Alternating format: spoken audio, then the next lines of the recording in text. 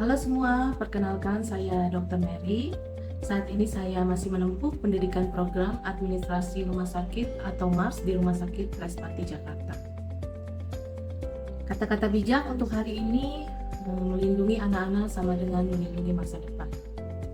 Bersama saya, hari ini kita akan membahas mengenai Unit Perawatan Intensif Anak atau Pediatric Intensive Care Unit atau yang dikenal PICU, di mana tempat ini adalah sebuah unit di dalam rumah sakit yang menjadi garda terdepan dalam memberikan perawatan kritis bagi anak-anak kita yang sedang berjuang melawan penyakit berat.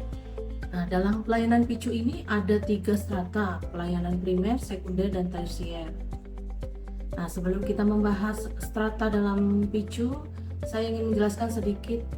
Ada 4 kelompok prioritas yang perlu dipahami untuk penanganan pasien di PICU. Mari kita bahas satu persatu. Prioritas pertama, ini adalah anak-anak pejuang dengan perawatan intensif memiliki potensi sembuh total dan tumbuh kembang optimal. Jadi anak-anaknya masih bisa sembuh dan tumbuh kembangnya masih optimal.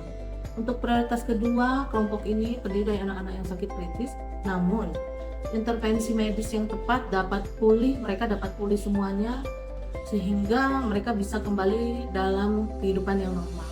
Prioritas ketiga, anak-anak kelompok ini menghadapi penyakit yang permanen, sehingga mereka sulit untuk berinteraksi di dalam lingkungan dan menghambat tumbuh kembang. Meski begitu, tetap diberikan pelayanan terbaik untuk meningkatkan kualitas hidup mereka. Prioritas keempat, ini kelompok yang sangat sulit, di mana prognosisnya buruk. Jadi intervensi medis itu tidak dapat lagi mencegah dari kematian, sehingga kasus ini sangat sulit. Nah, kita fokus di sini memberikan kenyamanan dan dukungan terbaik untuk anak dan keluarga mereka. Pelayanan PICU itu setidaknya yang minimal harus memiliki kemampuan seperti resusitasi jantung paru, dia bisa intubasi, ada terapi oksigen, ada EKG-nya, pemberian nutrisinya secara enteral dan parenteral. Lalu pemeriksaan lab harus khusus dan cepat menyeluruh. Ada terapi titrasi, kemampuan teknik bagi tenaga medis sesuai dengan kemampuannya atau profesionalnya. Lalu ada alat-alat yang didukung teknologi yang canggih, dan ada juga transportasi pasien gawat secepat mungkin dan ada fisioterapi dada. Saya ingin mengajak kita semua untuk menyelami dunia krusial namun seringkali tersembunyi, yaitu pelayanan PICU primer. Apa sih PICU primer? Apakah penting? Pentingnya seperti apa? Mari kita bayangkan jika adik Anda, keponakan, atau anak Anda tiba-tiba mengalami kondisi kritis yang mengancam nyawa. Di saat seperti itu, PICU primer adalah garis pertahanan pertama mereka. Disinilah tim medis yang terlatih dan fasilitas yang memadai bekerja tanpa henti untuk menstabilkan kondisi anak dan memberikan perawatan intensif dan mengembalikan mereka ke pelukan keluarga. Jadi PICU primer ini tidak bisa kita nilai hanya sekedar angka atau daftar periksa. Standar ini adalah janji yang kita berikan kepada setiap anak yang masuk PICU bahwa mereka mendapatkan perawatan yang layak dan berkualitas. Lalu apa sih itu PICU sekunder? Nah, PICU sekundernya berbeda dari PICU primer. Memang tidak sefamiliar PICU primer, namun perannya sangatlah vital dalam proses pemulihan anak-anak yang membutuhkan perawatan intensif. Apa itu PICU sekunder? PICU sekunder adalah unit perawatan intensif lanjutan bagi anak yang telah melewati fase kritis di PICU primer namun masih memerlukan pemantauan ketat dan terapi khusus. Jadi PICU primer ini biasanya memberikan tunjangan ventilasi mekanis lebih lama untuk bantuan hidup tapi tidak terlalu kompleks. Sepenting apa PICU sekunder? Oh, sangat penting sekali. PICU sekunder ini memastikan anak mendapatkan perawatan menyeluruh berkelanjutan selama masa pemulihan, meminimalkan resiko komplikasi dan mempercepat proses penyembuhan. Jadi di sini anak dipantau secara ketat oleh tim medis yang terdiri dari dokter spesialis, perawat terapti, dan tenaga ahli lainnya. Anak-anak ini mendapatkan terapi yang disesuaikan dengan kondisi mereka. Anak anak dan keluarga mendapat dukungan psikologis yang menghadapi tantangan selama masa pemulihan. Siapa yang membutuhkan picu sekunder? Tentu saja anak-anak kondisi medis kompleks yang memerlukan perawatan lanjutan, anak-anak yang memerlukan pemantauan seperti tadi yang sudah saya jelaskan, dan anak-anak yang memerlukan terapi khusus untuk memulihkan fungsi organ atau sistem tubuh.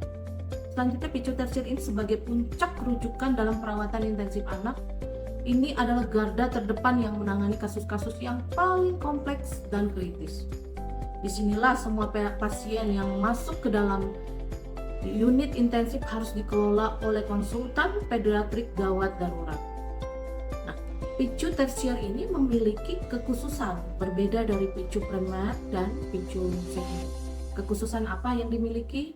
Seperti kekhususannya memiliki ruang khusus tersendiri di dalam rumah sakit, memiliki protokol penderita masuk atau keluar dengan rujukan. Jadi di sini dokter spesialisnya pun yang dibutuhkan itu harus cepat datang setiap saat bila diperlukan.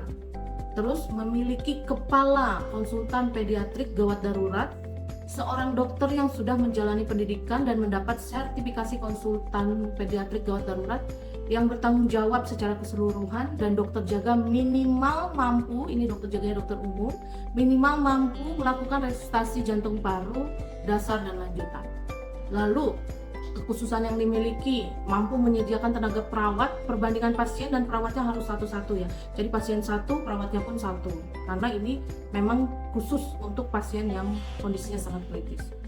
Dan ventilatornya harus tersedia di dalam picu tersier.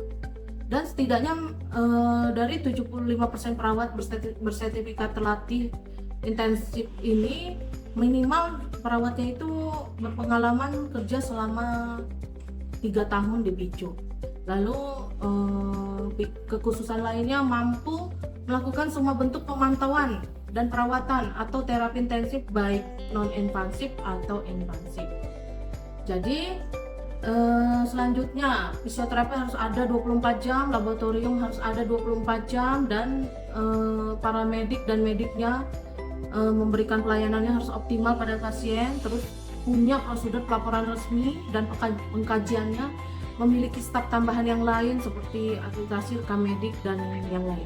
Picu itu berbeda dari yang lain, dia harus punya spesifikasi dari dokter, perawat, penunjang medis, peralatan dan lain-lain. Mereka memiliki spesifikasinya masing-masing. Contoh, kalau dalam ketenagaan yang profesional, dia perlu dokter pediatrik spesialis dan subspesialis. Contohnya seperti bank darah itu harus tersedia 24 jam di dalam picu tersier. Lalu apalagi contohnya perawatnya itu bukan perawat pengalaman di dalam picu, ya sekurangnya 3 tahun. Lalu punya staf, contohnya apalagi mempunyai staf ahli farmasi 24 jam. Di picu tersier ini dianjurkan semuanya baik laboratorium, radiologi, farmasi itu harus tersedia 24 jam.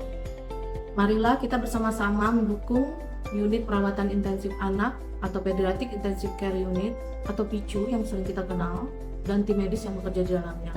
Mari kita berikan dukungan moral dan doa kepada anak-anak yang sedang dirawat dan kepada keluarga mereka pun. Mari kita bersama-sama menciptakan lingkungan positif yang penuh kasih sayang bagi anak-anak kita yang sedang berjuang melawan penyakit berat. Saya percaya dengan dukungan kita semua, PICU akan terus menjadi tempat di mana keajaiban terjadi. Mari bergandengan tangan menciptakan masa depan yang lebih sehat bagi anak-anak. Terima kasih.